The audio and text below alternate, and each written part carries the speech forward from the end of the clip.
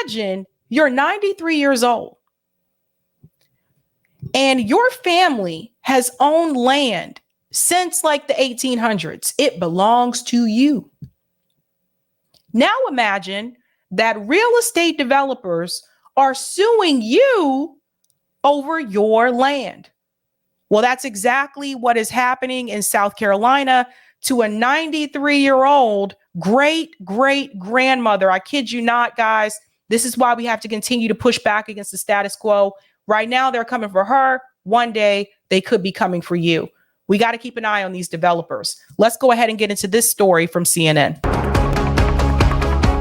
A dispute over legacy and land. That's happening right now on Hilton Island in South Carolina. Hilton Head Island, South Carolina. 93-year-old Josephine Wright is at the center of a lawsuit that's picked up attention nationwide. As development goes up around her home, she's literally in the middle of what developers hope could be a new home community. But for Wright, it's so much more. CNN's Diane Gallagher reports. We are connected to this land. Our blood runs through these trees. No matter what, we will keep this land. So this land's going to be here with us if it's going to be another 200 years. That's the way we look at it. But not everyone has that same view. The serene marsh and sandy beaches of Hilton Head Island have been home to the Gullah community since before America became America. Just want to explain what Hilton Head is for those of you who haven't been there. So I went to college in South Carolina. My parents retired in South Carolina, and Hilton Head, it's, beach town. There's also golf courses there. A lot of the people who own homes there are pretty wealthy people. I don't want to say they're like billionaires or something, but pretty wealthy and pretty well-to-do. So it is very much desired land. And I want you to pay attention to these beachfront communities, because this is also happening here in Massachusetts as well, where they're trying to go to these beach towns that were working class towns. And these developers are coming into those towns and they're trying to buy up residences and property and land and make it so that this is a playground for the rich. Let's continue. But today, community members say development threatens those families who still call it home. Why should we give up such a precious gift that God has given us? Josephine Wright has lived in this house on Hilton Head Island for 30 years, but she says her family's home has been on this land since the Civil War, purchased by freedmen and passed down for generations. Her husband, a Gullah descendant, wanted to be sure to keep the land in the family after his passing. I feel so freedmen are African American descendants of slavery, for those who are not aware. so much pride and comfort in knowing that this is where I will be for the rest of my life. But the 93-year-old great-great-grandmother has felt little comfort here over the past few months. This is when we start hearing the trees say boom, boom. Wright is being sued by a company with plans to build 147 three-story townhomes along this Jonesville Road community, a historic Gullah Geechee neighborhood. Our blood, sweat, and tears are in this land. My ancestors are buried here down at the end of the road. Today, construction is closing in around Wright's modest home. Has the developer at any point come to you to speak face to face about this? No, I've never spoken to any one of them.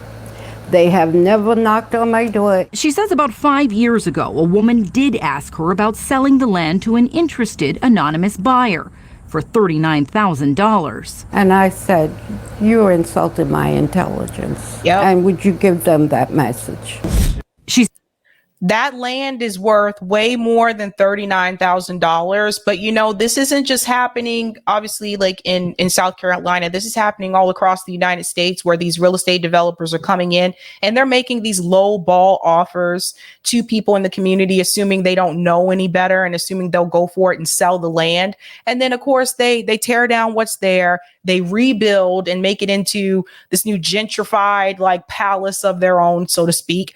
And then what happens is the people, whoever is left in that community, now it's unaffordable for them to stay there because they have made these expensive townhomes, or usually here it's condos. They build a lot of those. And then I say upper level professionals come in, like the tech industry peeps, they come in, they move into those condos, and that raises the value of the property. So the people who grew up in that area, now they feel like they're pushed out because they can't afford to stay there anymore. Especially those who own the homes, they'll continue to be hassled to sell. And those who are renting will continue to see their rent increase to the point where they may no longer be able to afford it. They'll see mom and pop businesses close down, and they'll build more chain restaurants, a juice bar. You see a juice bar run. You see a juice bar, a Whole Foods come in, and I hate to say it as much as I love breweries, but a brewery come in, it might be time to run because everything else in the community is going to increase. As her first communication with the company, Bailey Point Investment LLC, was being served legal notice, which alleges a satellite dish, a shed, and a portion of Wright's screened-in back porch are sitting outside of her property line, encroaching on theirs, according to their land survey. The lawsuit seeks removal, plus just and adequate compensation for its loss of the use and enjoyment of their property and expenses related to delays in development. Bailey Point says that the corner? That little corner is on their property. So the issue is that corner? Yes. Wright has filed a countersuit alleging Bailey Point and their affiliates are using harassment and intimidation tactics to pressure her off the land. Now, Bailey Point has filed a response denying any harassment, as well as any previous offers to purchase her land. She has received an outpouring of support and donations, even from celebrities like Tyler Perry, Snoop Dogg, Fantasia, and NBA player Kyrie Irving. The town of Hilton Head just announced it is pausing all construction in line with their town code, refusing to issue Bailey Point building permits until the lawsuits are resolved. Make no mistake, the reason why they're pausing all this is because, number one, it's on mainstream media, and two, celebrities came in to back her.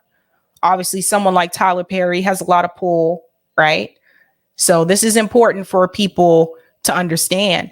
But this can happen to anyone, no matter where. It doesn't have to be in Hilton Head, South Carolina. It's happening right now in Salem, Massachusetts. There was a story I covered recently on the ground in Salem, Massachusetts, where real estate developers said, sorry, all of you elderly people and disabled people that live in this community, we're going to tear all this down. And we're going to build like condos here. Oh, by the way, you may be able to come back and live here maybe a year from now. We'll keep some affordable units. It's happening all over.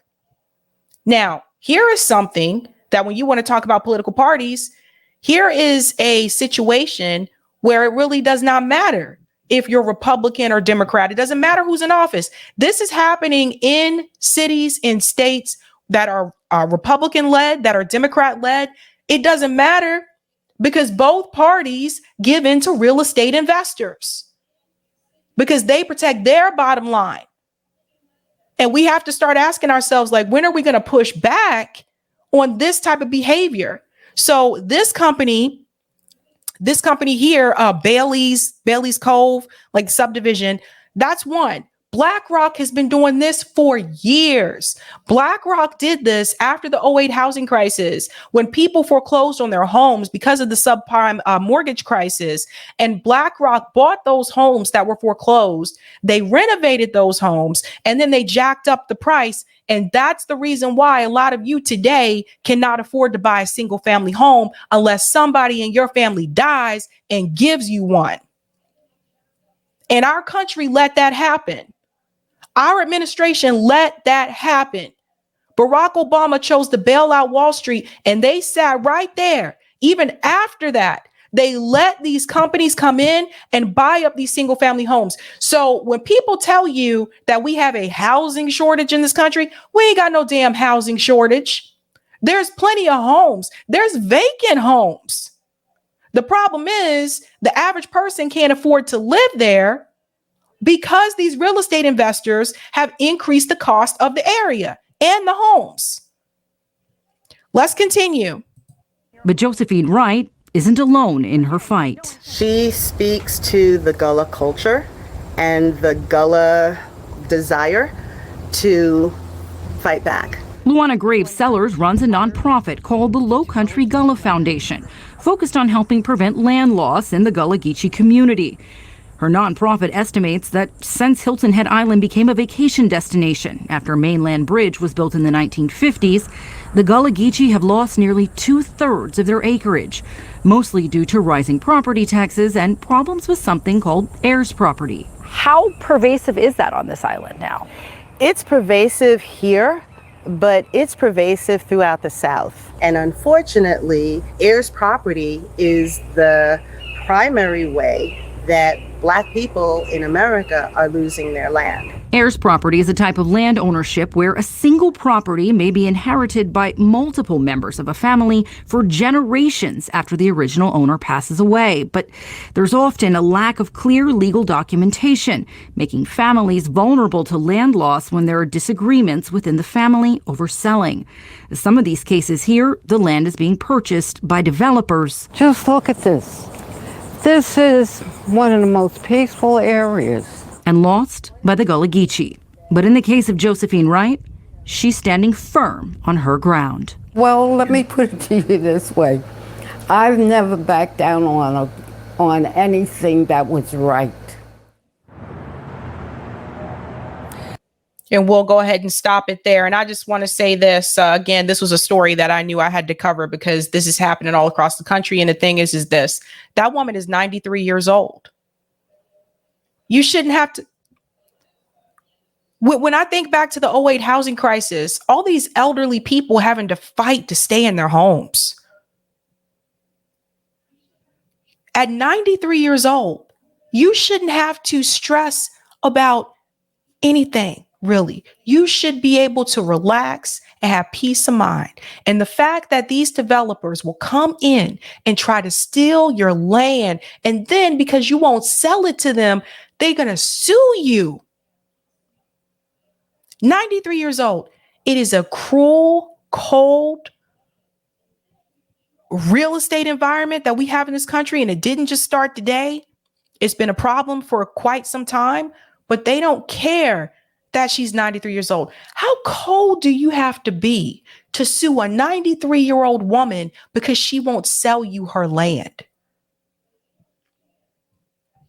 When I tell you this country, what is happening in this country, when I tell you that the problem is the people at the top and not so much the Republican Party, the Democratic Party, we have our differences when it comes to party politics. But when I tell you that we need to be cautious of what's happening with the people at the top, this is just another example.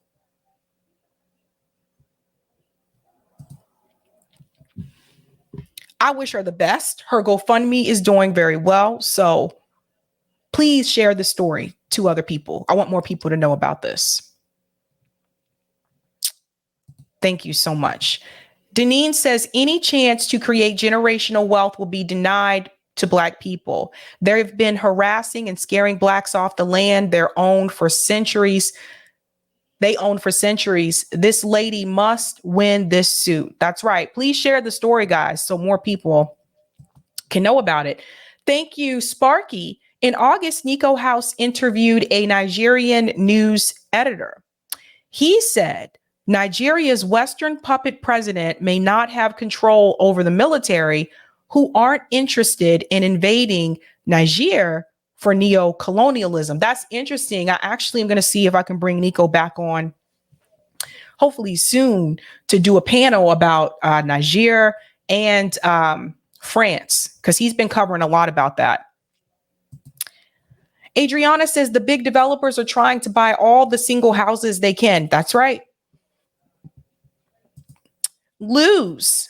I'm reminded of a town in Connecticut in which they use eminent domain to snatch the homes in a working class neighborhood and handed it over to a pharma corporation. You guys see this? And Luz also says Kilo versus New London. That's the ruling. Well. Whose dad says, I'm surprised CNN is reporting this. I was too, actually. I was like, huh? I'll take the comment on Rockfin, Eric. All right. Thank you for the tip on Rockfin, Roger. Sab, you should write an article in Nader's new publication, Capitol Hill Citizen. Now, how I know before you even showed me that this was going to be a Black woman having her land taken away from her from wealthy, what? Having her land taken away from her from wealthy prospectors. Except today we call them real estate developers. They know that New Yorkers and Massachusetts, Connecticut people from the Northeast have been moving south to get away from a high cost of living. Yes, that's true. Thank you for the tip, DC. Are you familiar with Talledge LLC? They've been several cases of companies under the Talledge umbrella ousting homeowners in Massachusetts after their homes were auctioned without their knowledge and consent for unpaid property taxes.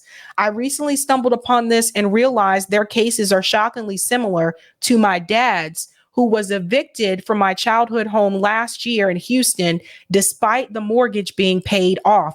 You guys hearing this? I was not familiar with that, but I'll look into that. They find ways. And thank you, Sparky. In Georgia, we're called Geechee. Developers have been stealing land since before the Civil War by using corruption in government. Yeah, they go hand in hand. If you guys have not had a chance to do so, please go ahead and smash that beautiful like button for me. Thank you.